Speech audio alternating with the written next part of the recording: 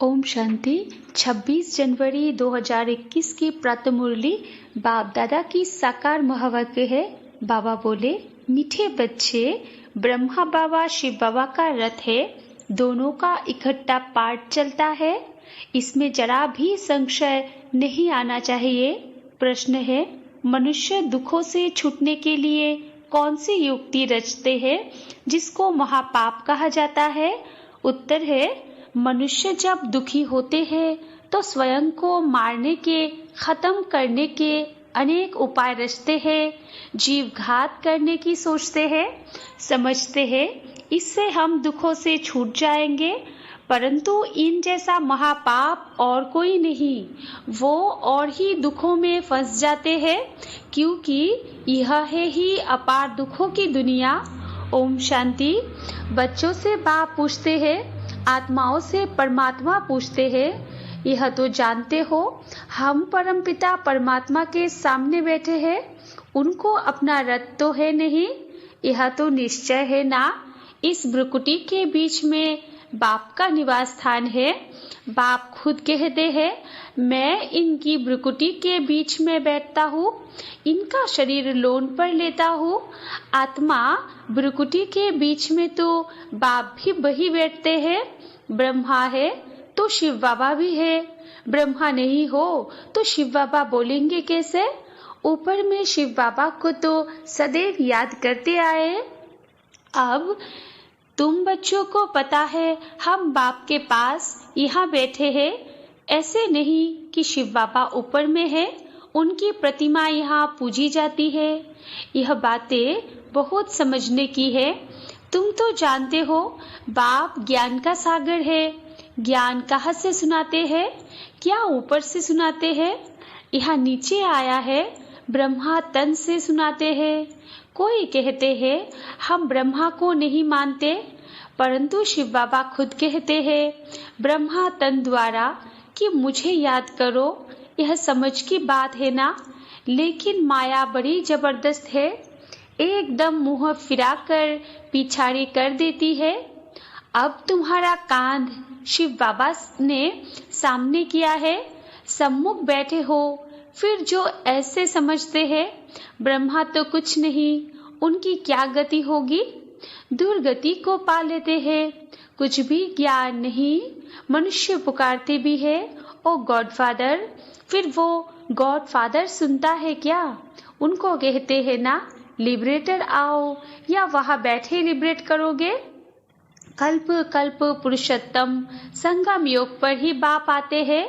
जिसमें आते हैं उनको ही अगर उड़ा दे तो क्या कहेंगे? नंबर 1 तमो प्रधान। निश्चय होते हुए भी माया एकदम मुंह फेर देती है। इतना उसमें बल है जो एकदम वर्तनाट्य पैनी बना देती है। ऐसे भी कोई ना कोई सेंटर्स पर है, इसलिए बाप कहते हैं खबरदार रहना। भल किसको सुनाते भी रहे सुनी हुई बातें, परंतु वो जैसे पंडित मिसल हो जाते।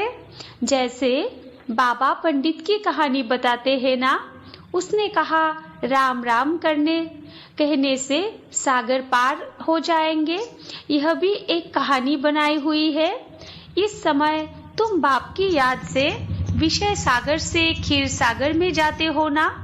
उन्होंने भक्ति मार्ग में ढेर कथाएं बना दी है। ऐसी बातें तो होती नहीं, यह एक कहानी बनी हुई है। पंडित औरों को कहता था खुद बिल्कुल चट खाते में, खुद विकारों में जाते रहना और दूसरों को कहना निर्विकारी बनो, उनका क्या असर होगा? ऐसे भी ब्रह्म कुमार कुमारियां है, खुद निश्चय में नहीं, दूसरों को सुनाते रहते हैं। इसलिए कहा सुनाने वाले से भी सुनने वाले तीखे चले जाते हैं।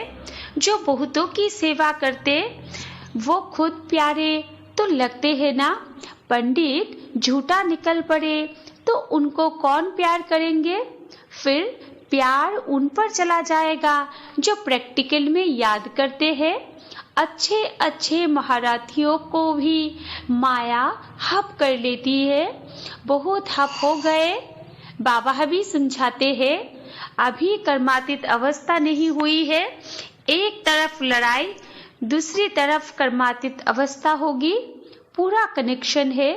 फिर लड़ाई पूरी हो जाने से ट्रांसफर हो जाएंगे।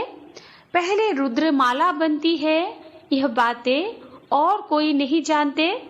तुम समझते हो विनाश सामने खड़ा है, अब तुम हो माइनॉरिटी, वो है मेजॉरिटी, तो तुमको कौन मानेगा? वो तुम्हारी वृद्धि हो जाएगी। जब तुम्हारी वृद्धि हो जाएगी फिर तुम्हारे योग बल से बहुत खिंचकर आएंगे। जितना तुमसे कट माना जंक निकलती जाएगी उतना बल भरता जाएगा। ऐसे नहीं, बाबा जानी जाननहार है। यहाँ आकर सबको देखते हैं, सबकी अवस्थाओं को जानते हैं। बाप बच्चों की अवस्था को नहीं जानेंगे क्या? सब कुछ मालूम पड़ता है, इसमें अंतर्यामी की कोई बात नहीं। अभी तो कर्मातीत अवस्था हुई नहीं है। आसुरी बातचीत, चलन आदि सब प्रसिद्ध हो जाते हैं। तुम्हें तो देवी चलन बनानी है। देवताएं सर्वगुण संपन्न है ना, अब तुमको ऐसा बनना है। कहा वो असुर, कहा देवताएं, परंतु माया किसको भी छोड़ती नहीं है, छुई मुई बना देती है, एकदम मार डालती है। 5 सीरीज है ना, देह अभिमान आने से ही ऊपर से एकदम नीचे गिरते हैं। गिरा और मरा। आजकल अपने को मारने लिए कैसे कैसे उपाय रचते हैं। 21 मार से कूदते हैं तो एकदम खत्म हो जाए। ऐसा ना हो फिर हॉस्पिटल में पड़े रहे, दुख भोगते रहे। 5 मंजिल से गिरे और न मरे तो कितना दुख भोगते रहेंगे। कोई अपने को आग लगाते हैं, अगर कोई उनको बचा लेते हैं तो उनको कितना दुख सहन करना पड़ता है। जल जाए तो आत्मा तो भाग जाएगी ना, इसलिए जीवघात करते हैं, शरीर को खत्म कर देते हैं। समझते हैं शरीर छोड़ने से दुखों से छूट जाएंगे, परंतु यह भी महापाप है और भी अधिक दुख भोगते पड़ते हैं, क्योंकि यह है ही अपार दुखों की दुनिया, वहाँ है अपार सुख। तुम बच्चे समझते हो अभी हम रिटर्न होते हैं, दुख धाम से सुख धाम में जाते हैं। अब बाप जो सुख धाम का मालिक बनाते हैं उनको याद करना है। इन द्वारा बाप समझाते हैं। चित्र भी है ना, ब्रह्मा द्वारा स्वर्ग की स्थापना। तुम कहते हो बाबा हम अनेक बार आपसे स्वर्ग का वर्षा लेने आए हैं। बाप भी संगम पर ही आते हैं, जबकि दुनिया को बदलना है तो बाप कहते हैं मैं आया हूँ तुम बच्चों को दुख से छुड़ाकर सुख की पावन दुनिया में ले जाने। बुलाते भी है पतित पावन। यह थोड़े ही समझते हैं कि हम महाकाल को बुलाते हैं कि हमको इस छीछी दुनिया से घर ले चलो। जरूर बाबा आएगा, हम मरेंगे तब तो पीस होगी ना। शांति शांति करते रहते हैं। शांति तो है परम धाम में, परंतु इस दुनिया में शांति कैसे हो जब तक इतने ढेर मनुष्य है। सतयुग में सुख शांति थी, अभी कलयुग में अनेक धर्म है। वो जब खत्म हो तब एक धर्म की स्थापना हो, तब तो सुख शांति हो ना। हाहाकार के बाद ही फिर जय जयकार होगी। आगे चल देखना मौत का बाजार कितना गर्म होता है। विनाश जरूर होना है। एक धर्म की स्थापना बाप आकर कराते हैं, राजयोग भी सिखाते हैं। बाकी सब अनेक धर्म खलास हो जाएंगे। गीता में कुछ दिखाया नहीं है। 5 पांडव और कुत्ता हिमालय पर गल गए, फिर रिजल्ट क्या? प्रलय दिखा दी है। जलमय भर होती है, परंतु सारी दुनिया जलमय हो नहीं सकती। भारत तो अविनाशी पवित्र खंड है, उसमें भी आबू सबसे पवित्र तीर्थ स्थान है, जहाँ बाप आकर तुम बच्चों के द्वारा सर्व की सद्गति करते हैं। दिलवाला मंदिर में कितना अच्छा यादगार है, कितना अर्थ सहित है, परंतु जिन्होंने बनाया है वो नहीं जानते हैं। फिर भी अच्छे समझू तो थे ना, द्वापर में जरूर अच्छे समझदार होंगे। कलयुग में होते हैं तमो प्रधान, द्वापर में फिर भी तमो बुद्धि होंगे। सब मंदिरों से यह ऊंच है जहाँ तुम बैठे हो। अभी तुम देखते रहेंगे, विनाश में होलसेल मौत होगा, होलसेल महाभारी लड़ाई लगेगी, सब खत्म हो जाएंगे, बाकी एक खंड रहेगा। भारत बहुत छोटा होगा, बाकी सब खलास हो जाएंगे। स्वर्ग कितना छोटा होगा, अभी यह ज्ञान तुम्हारी बुद्धि में है, कोई को समझाने में भी देरी लगती है। यह है पुरुषोत्तम संगम योग।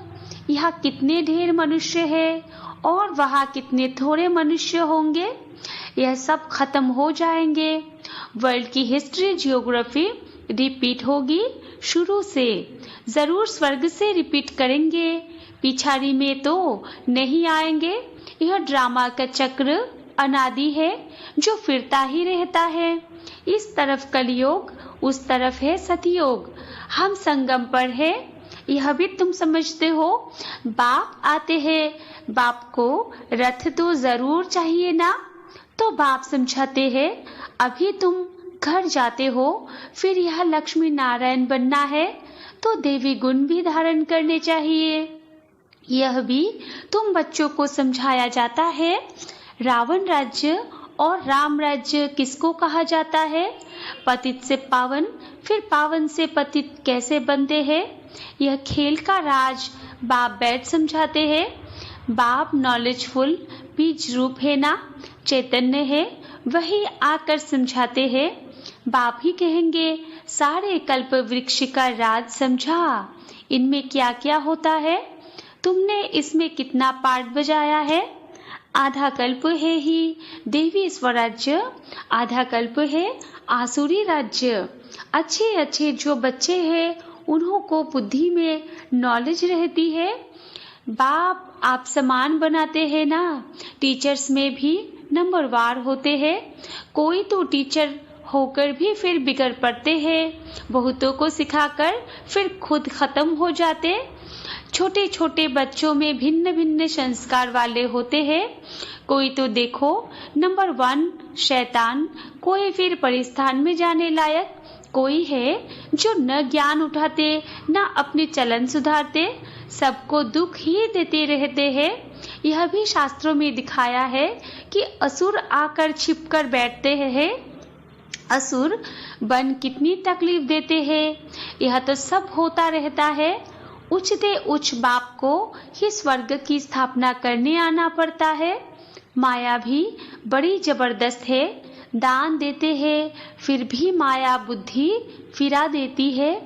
आधा को जरूर माया खाएगी, तब तो कहते हैं माया बड़ी दुस्तर है।